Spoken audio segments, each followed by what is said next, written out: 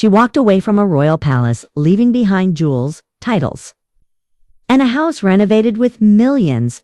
So why did one small cottage become the crack that shattered the crown's fairy tale?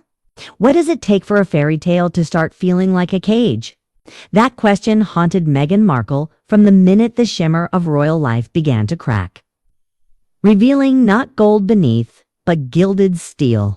Her story, the dazzling actress turned duchess, had all the sparkle of a modern legend, a woman who seemed to have stepped out of Hollywood light and into history itself, hand in hand with a prince whose childhood had been lived under the relentless flash of cameras. Yet behind the palace walls, what awaited was not a dream fulfilled, but a reality that quietly suffocated. When Meghan first arrived at Kensington Palace, her smile carried the kind of radiance that makes headlines: effortless, hopeful, unguarded. But even fairy dust scatters in the damp air of an old monarchy. The home that was meant to mark the beginning of her royal chapter felt instead like a footnote. Nottingham Cottage, a charming name for what was essentially 2 bedrooms and a small sitting room, quickly became the symbol of unspoken hierarchies. Meghan, newly married into one of the world's most scrutinized families, looked at those cramped walls and saw not quaint British tradition, but a quiet dismissal. She had married the prince and yet found herself living like the understudy to her. The palace courtyard may as well have been the courtyard of a fortress. The rules, the protocols, the unyielding expectations, they all settled around her like a fog. Gone was the freedom to step outside unnoticed, to speak without consequence, to exist without speculation. Inside Kensington, every window seemed to have eyes. She confided to those close to her that palace life felt less like privilege and more like captivity. A life choreographed down to the smallest step. The chauffeured rides through London, meant to symbolize prestige, only reinforced the distance between her world and the one she once knew. When Frogmore Cottage was gifted to Meghan and Harry, it was described as a fresh start, a place where they could breathe. On paper, the gesture carried warmth. In reality, it carried exile. Windsor was beautiful, yes, but beauty can be lonely. The 5-bedroom house on the royal estate shimmered with new promise. Yet, to Meghan, its wide lawns whispered isolation. She reportedly called it remote, removed, even barren of spirit. Moving there felt like being neatly folded out of sight, away from the palace, away from the center, away from relevance. Still, she tried to make it home. The renovations were lavish, the design polished with California charm. Clean lines, bright light, comfort disguised as modernity. Yet no matter the cost or the copper bathtub or the perfumed walls, it couldn't disguise the one truth Meghan was beginning to understand. No amount of decor could decorate belonging. As she oversaw renovations with her first child on the way, every decision carried both hope and heaviness. She wanted peace. Instead, she found boundaries. She wanted sanctuary. Instead, she built a monument to compromise. Insiders would later claim that the cottage's remoteness only deepened the cracks. Meghan's world was supposed to feel expansive after marriage. She'd stepped onto a global stage, after all. But Windsor was a quieter theater, one where silence echoed louder than applause. Her husband tried to soothe her unrest, reminding her of privacy, of mornings with birds instead of paparazzi, of the gentle hum of the countryside. But privacy for Meghan came at too high a price. It meant invisibility. It meant being put away where the show couldn't go on. There was envy. 2. The kind that brews when comparisons are impossible to avoid.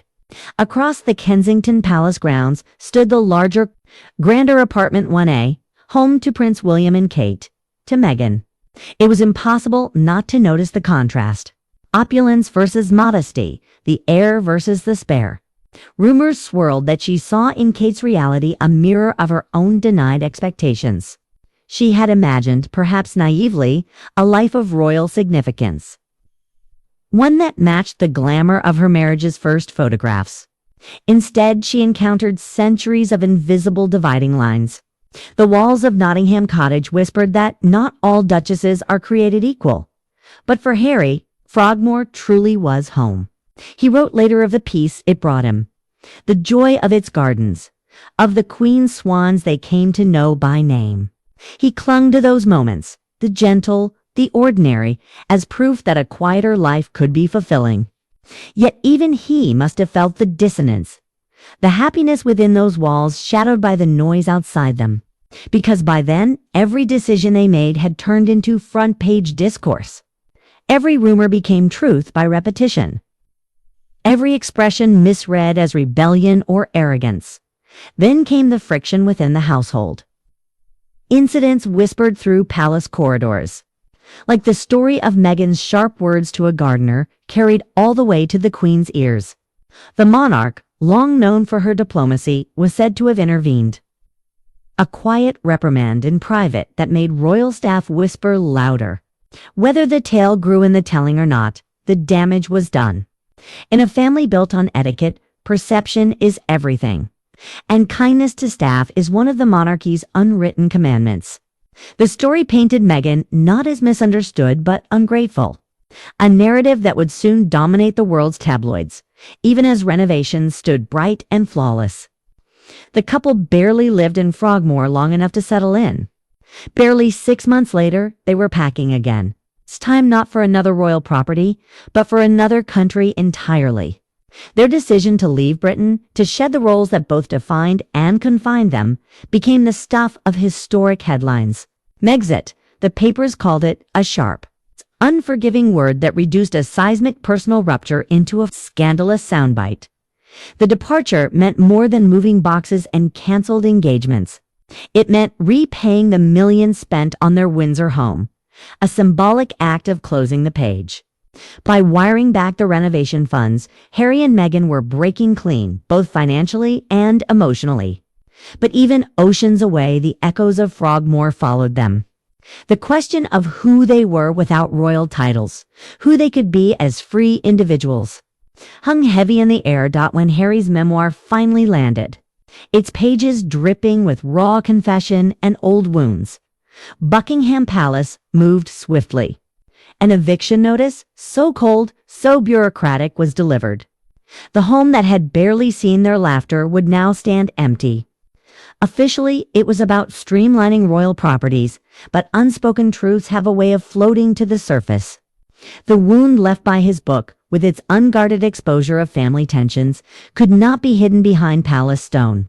Frogmore had become a ghost of what was promised, what was lost, and what could no longer be repaired.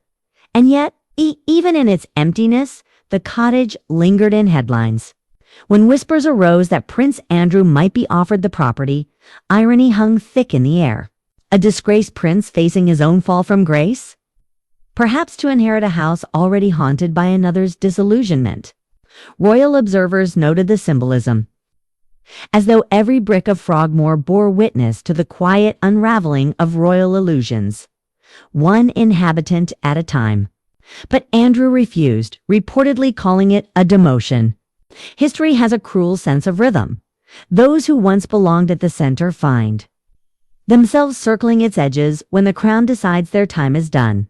In the end, the cottage stood hollow, a stately shell filled only with speculation. Its grand renovations, its quiet gardens, even the copper bath gleaming in the afternoon light. All of it became part of the mythology surrounding Meghan's time in the monarchy. For critics, it symbolized extravagance. For supporters, confinement.